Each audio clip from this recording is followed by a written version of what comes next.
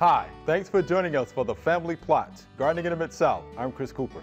The growing season is over, but today we're going to talk about some great shrub and flower options you can try out. Also, fruit trees are losing their leaves, but there are some things you can do to prepare them for next year. That's just ahead on the Family Plot, Gardening in the Mid-South. Production funding for the Family Plot, Gardening in the Mid-South is provided by the WKNO Production Fund, the WKNO Endowment Fund, and by viewers like you. Thank you.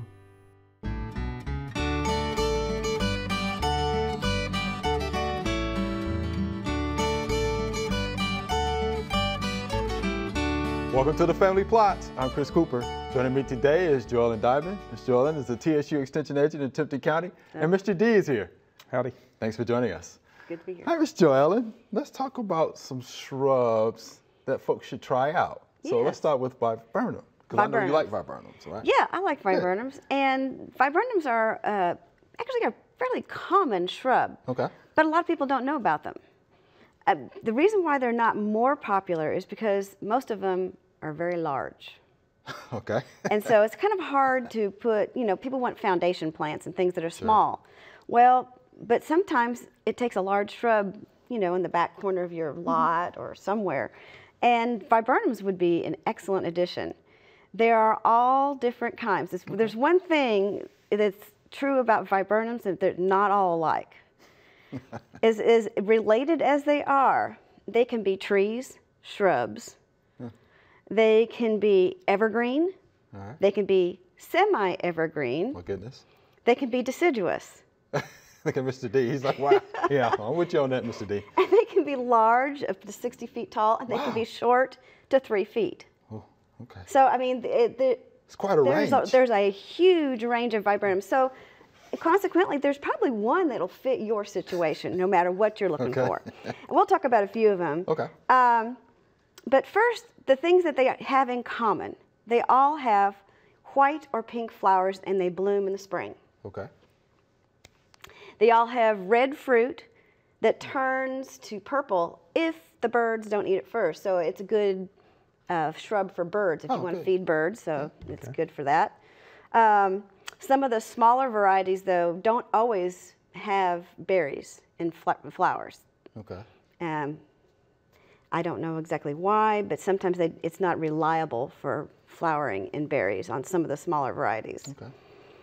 They like full sun. They like light shade, and they can grow in some pretty dark shade, but they probably won't bloom, and they probably won't have berries. Right, makes sense. And they won't grow a whole lot, so they won't get huge in shade. One of the best things about them, though, is they are very tolerant of soils in general. Oh, that's a good thing. That's good for us here in the Mid-South, because we don't have the greatest soils for air and water movement. Okay. Because it's such a tight soil. But one thing they don't like is wet feet. So they don't like the roots to stay wet. So you can't put them in an area that holds water. So you have that problem. You got to raise them up because they don't want to have wet feet. Okay. But other than that, they're not particular. Which is really good. Can you handle that, Mr. D? It sounds pretty temperamental to me. I tell you. Well, let's talk about some varieties. There's one called Viburnum davidi, or David viburnum.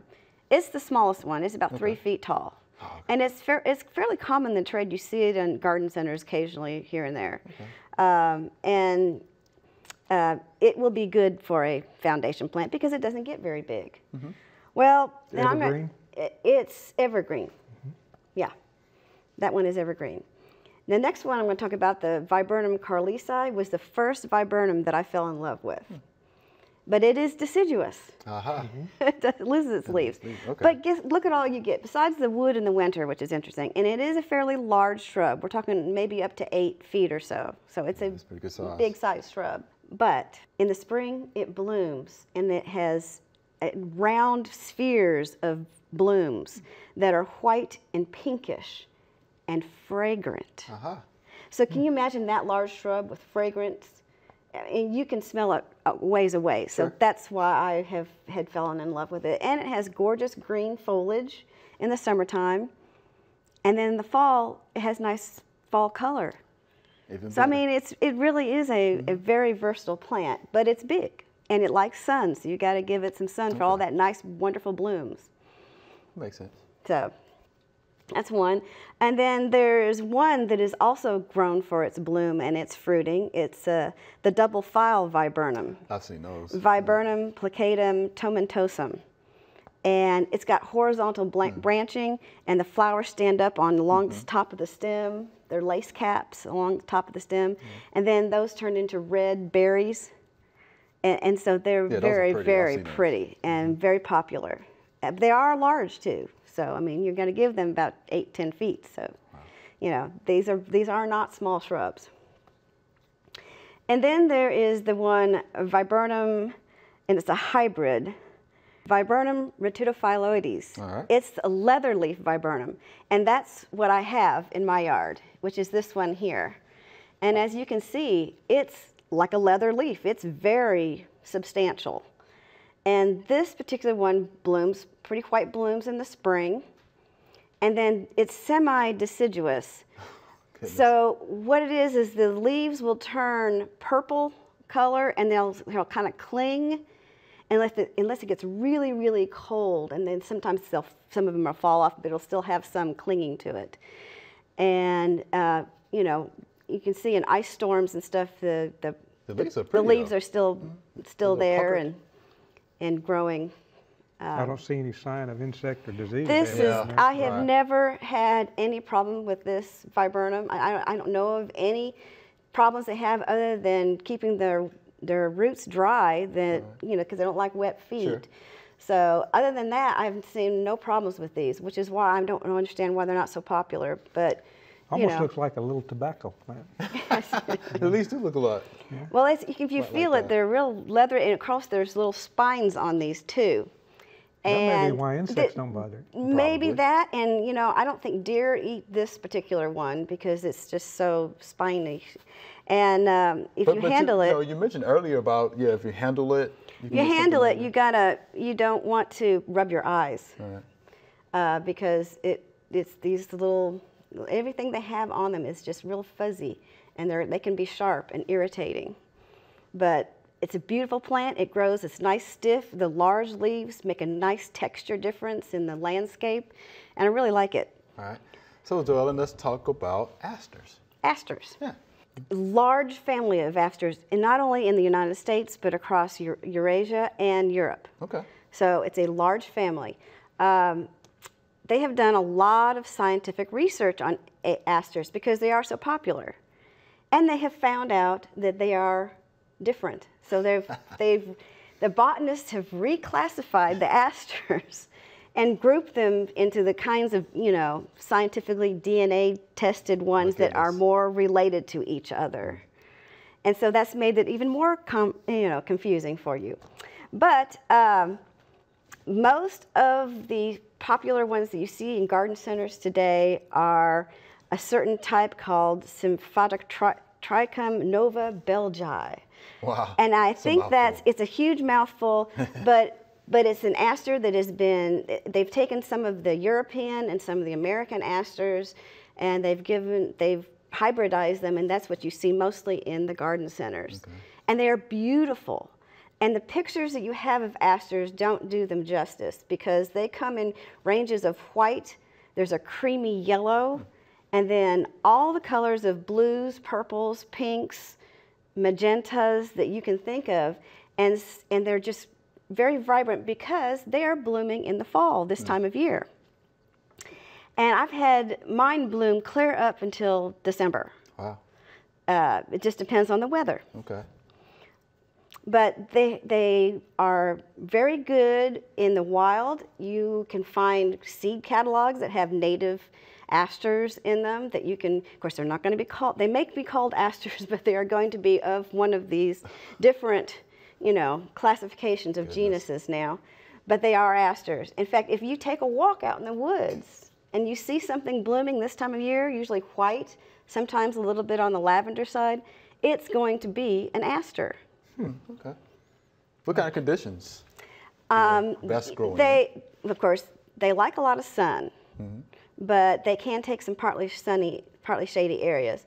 But they won't bloom as much, and they'll get long and leggy and fall over. But because they like sun, asters like to be in the sun. They liked well-drained soil, and that's a little bit of the problem we have here. You got to make sure. You know, I've bought them and I've planted them. I've kept them for years, but they do like to have well-drained soil. Okay. Now, usually when I think about asters, I think about the weed aster that I have in my Bermuda lawn. Yeah, well, but he's native. He's native. So Okay. it's a wild. And I actually let him stay. You can let him 'cause he looks stay. good It in gives my you yard. some color. Get some color, Mr. D. Color in the wood. Yeah. There you go. Back off that lawnmower. Yeah, I do. The bees will come and visit it, and anyway, but the one that I have that seems to do very well here in the Mid-South is the fragrant aster, and that's this one here. And it's a blue color, and it's got a woody stem, as you can see. And what happens when you crush the leaves, there's an aroma to them, and that's where it gets its name. Okay. And you can see some of these with the yellow parts, the yellow centers. They are the newer ones. Those are the ones the bees go to. And then when they get older, they turn kind of a purple inside. Those are pretty. And but it's a real pretty blue, and there's lots of them out there. And all these asters are clump forming. So when you divide them, probably divide them in the spring because they're blooming in the fall. You don't want to disturb them when they're blooming. Okay. And they will live for a long time, and you can pass them along. All right, well, thanks. We appreciate that information. I think Mr. Deaver likes that. Thank you much. There are a number of gardening events going on in the next couple of weeks. Here are just a few that might interest you.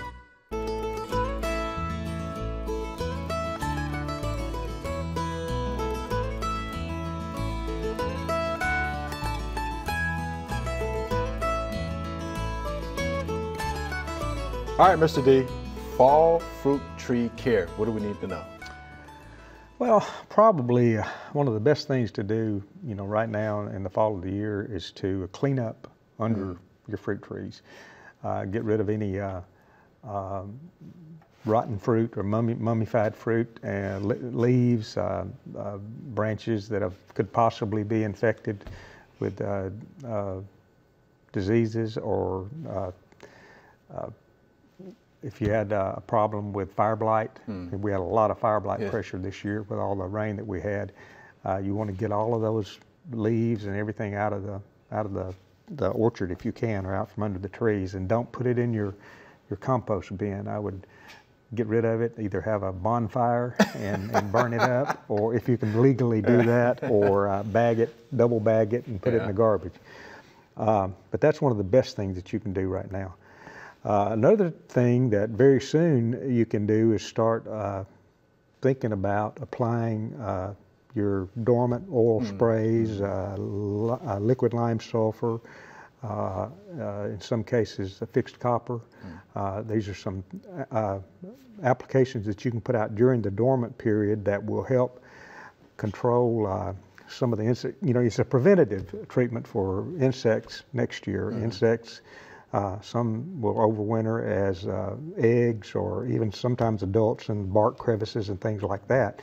And these treatments will help take care of some of these problems. And let me kind of go down a list of what some of the products do, what some of the problems that they control.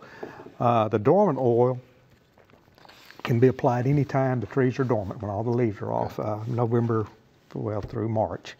You definitely need to make sure you make at least one application just before bud break in the springtime, though, late winter. You need to follow the label directions on temperature restrictions. Temperatures, if it's a real cold freeze coming, that can create a problem. Okay. So you need to apply it when the temperatures, if you put it out when the temperatures are below 35 degrees, you might damage the bark. But the dormant oil will control aphids, scales, spider mites, and many other insects by desiccating or smothering the eggs and larvae. Sure. So that's what your dormant oil will do. Lime sulfur is more for fungal diseases and bacterial diseases.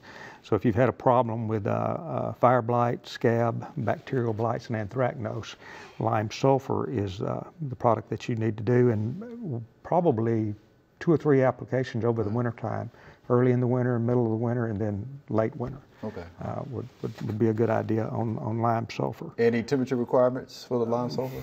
Don't see anything on that. Fixed copper controls canker, a fungal disease, and you may want to make a couple of applications of that if you've had a problem with canker, primarily on peaches and plums in our area.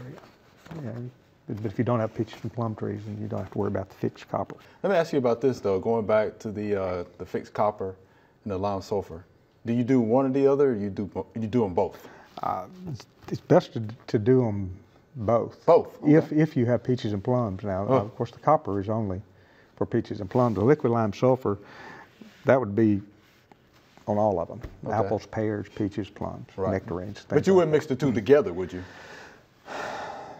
Or would they have to be separate applications? That's a very good question. You know, I don't really see a reason why you wouldn't mix those together. Okay. I would see why you wouldn't want to mix them with a dormant oil. Yeah. Because you might affect the consistency of the dormant oil.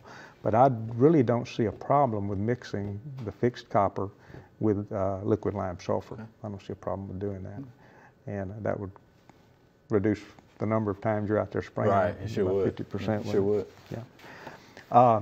One thing that you see a lot of fruit growers do is they'll paint the base of their tree with white latex paint. I've seen that. And what you're trying to do is to avoid freeze injury, avoid on the southwest side of that plant. Even any time during the wintertime, if it's real cold and it thaws, the sun thaws the cambium layer or the bark, and then it refreezes that night, it can cause that bark to split. Right. And mixing just white latex paint on, mix it with water, cut it 50%, 1 part paint, 1 part water, and then you paint the trunk, and that will act as a sunscreen, and basically repel the sunlight and keep that from happening. And you can, the commercial growers I've known will put a rubber glove on and then a cotton glove and just put their hand in the paint and just, go up, 20, 30 inches, you don't have to go all, you don't want to paint the whole tree. Sure. But especially the lower part of that tree would be a good idea to do that. Okay. Also now is the time to be thinking about ordering and replacing fruit trees. I lost an apple tree this year. And what happened is I planted it in a little bit lower place than the other apple trees, and over time, soil had washed in around that apple tree, and as much as I preach against planting trees too deep, that tree actually soil settled in around it, and I got a windstorm. I noticed the foliage was much lighter than the rest of my fruit trees, and we got a little windstorm and it just blew the tree over. How about that? And I looked at it, and it was actually planted too deep. Wow. Or it wasn't planted too deep, but soil washed in around it, and the same thing took place. So that's good to mention. One thing you need to really be careful with. Okay. But think about going in order. You can order them from reputable nurseries and pick out your varieties and go ahead soil test. Yeah. If you're going to plant any, and make sure you get the pH right. The pH needs to be pretty high for almost all fruits except for blueberries. And and if you want to plant blueberries, you need to get the pH down. Right. Make it acid enough to burn the soles off the bottom of your shoes. Pretty much 4.2 to 5.2 pH. Very low pH. All right, Mr. D, we appreciate that good information. Okay. Thank you, sir.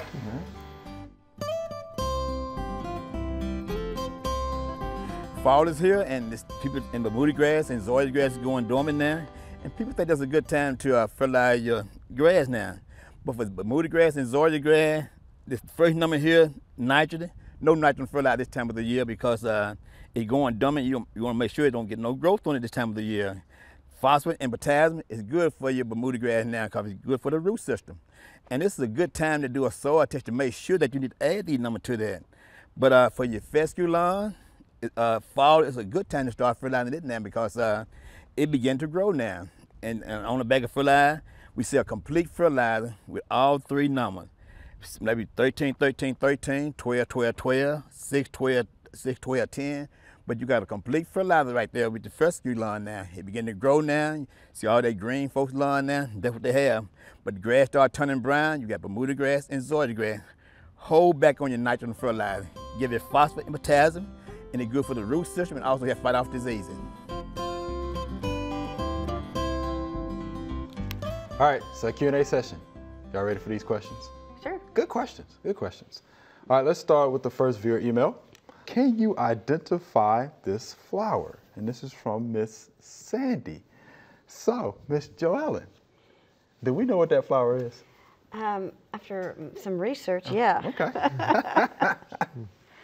Gentiana, I guess is how you pronounce it. That's the way I pronounce it. And it's pretty. It blooms this time of year in the fall, which is probably why she's wondering, you know, she's seen it out and she wants to know what it is. And she's put it in her garden.